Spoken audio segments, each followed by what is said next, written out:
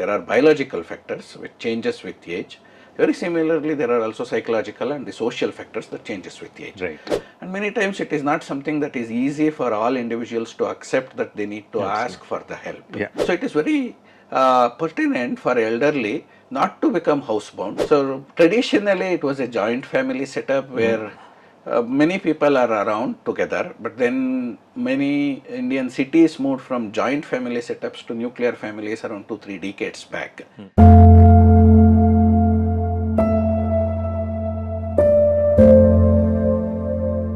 Welcome to the Age of Grace, a podcast dedicated to everything that matters to the elderly. I'm your host Kumaran, and this series is brought to you by Happiest Health. Aging is a journey, and like any journey, it comes with ups and downs. Today, we focus on something deeply important: emotional and psychological well-being in old age. How do seniors cope with change? What can families do to support them? And how can we ensure that they age with dignity? To help you unpack this, I am joined by Dr. Naren P Rao, a senior consultant psychiatrist at Athulya, Bangalore, and medical director at Manoshanti, Bangalore. Dr. Naren P Rao was former professor of psychiatry at NIMHANS and an assistant professor at the Indian Institute of Sciences, Bangalore. He completed his MD at NIMHANS and a PDF at the Center for Addiction and Mental Health, University of Toronto, Canada. With 100 publications in international scientific journals and books, P. Rao has received numerous prestigious awards, including the International Young Investigator, Canada Hope Fellowship, and the Innovative Young Biotechnologist Award. I'll now invite Dr. Naren. Thank you. Doctor, the first question that I would want to ask you is that how does aging affect individuals or the elders in terms of mental stability or emotionally? Yeah. So, very similar to physical health. Okay. So there are many changes that we see in both emotional and psychological health as one ages. Okay. So it is very important to recognize and accept that same like the body, the mind also ages. So some of the changes that we see in physical health are very easy to recognize because they are visible. Okay. So for example, people become a little more weaker compared to their youth. Yeah. People are walking slowly. People find it difficulty in balance, things like that. So similar to that, even in their mental abilities, there are changes as one ages. For example, the ability to concentrate for a long time, that decreases as one ages. The working memory decreases, so that the ability to hold certain information, manipulate that, and then reproduce that, that decreases. Some minor memory changes are also something that is a part of normal aging. So, similar to the mental abilities, people do have changes in their emotional well-being as well as their ability in terms of their social and the cultural aspects. So there are several factors that actually results in this. There are biological factors which changes with age. Very similarly, there are also psychological and the social factors that changes with age. Right. So, for example, one may not have the same amount or the quality of the sleep that they used to have when they were young as they age. So, this is something that is a brain change that happens. Yeah. And in terms of their psychological or the social status, as a young person, everybody wants to be independent. Right. And they are taking care of others, they are taking care of themselves on their own. Whereas when it comes to the aged individual, so many times they do need help of others. Right. They may need a caregiver, they may need to seek help. And many times it is not something that is easy for all individuals to accept that they need to ask for the help. Yeah, right. So that itself puts a lot of psychological stress.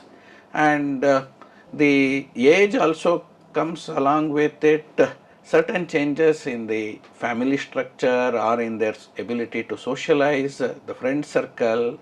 So something what we call as an empty nest syndrome. Yeah. Okay, so in which as one ages, the children who have grown up by then, they have their own lives to do. Yes. And they have their own responsibilities, and many times, even though they want to take care, the circumstances may not allow everybody to actually look after their parents. So many times the elderly may have to look after themselves, and when they have very few people with whom they could have day-to-day interactions, the decrease in the socialization also brings about the changes, and this could have influence in their ability to feel pleasure. How do they look forward? What is that they are doing? And is every day something that they are engaging themselves, and is every day something that they look forward to? Absolutely. Those are the things that changes as one ages. Right. So there are things that one has to do if they want to age with dignity, like you told. Yes. So that's something that one need to plan, one need to see, and also one need to accept that it's not going to be the same as what they were doing in the youth. Right. What are the activities that you would suggest that elderly can keep them engaged and that can give them a big boost or confidence?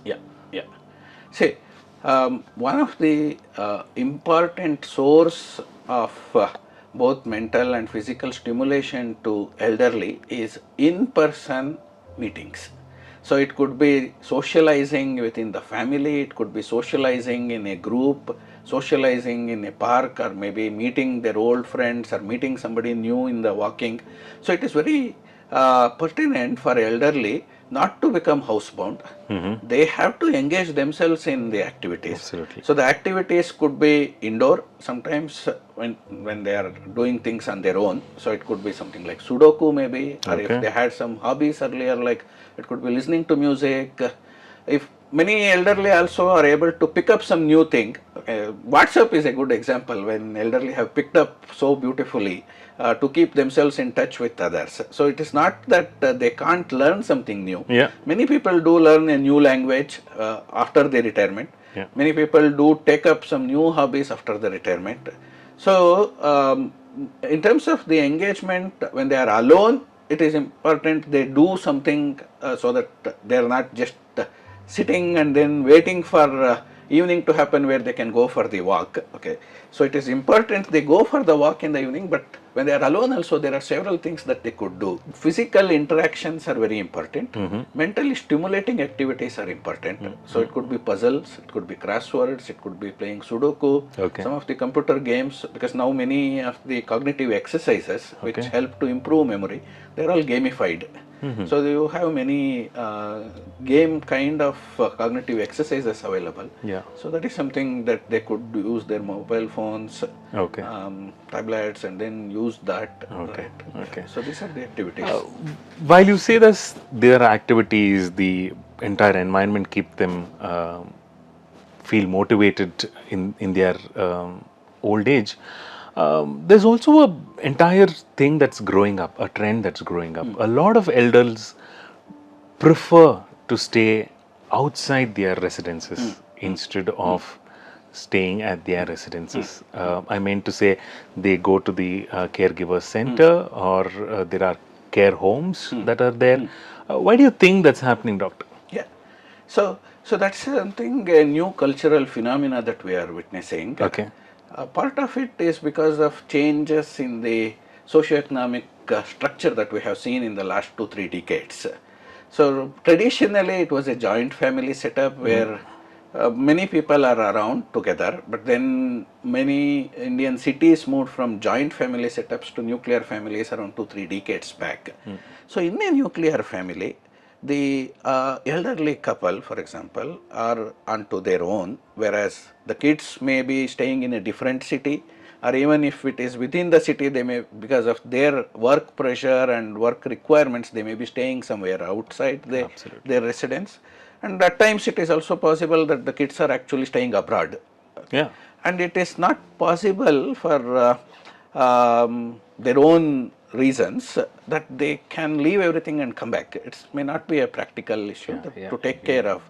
So the elderly nowadays are planning, like where do they want to spend their retirement time? Okay. Because they are aware that it is important for them to have a good social environment. And many of their residences, there could not be neighbors who are of their own age. If the neighborhood is something which is full of young people where they are staying, then they feel more lonely in their own residences. So Okay. many of them do prefer to choose to move to a residential care or a daycare facility where they can meet people of their own age and then interact with them, and that also keeps them much engaged. If you are a caregiver or a senior yourself, remember that aging with dignity is possible with the right support system. Thank you. Thank you, Dr. Rao, for sharing his experiences being a psychiatrist. Thank you, audience, for joining us today, and to our listeners who have been a great, immense support for us. We'll catch you up in the next episode. Until then, take care.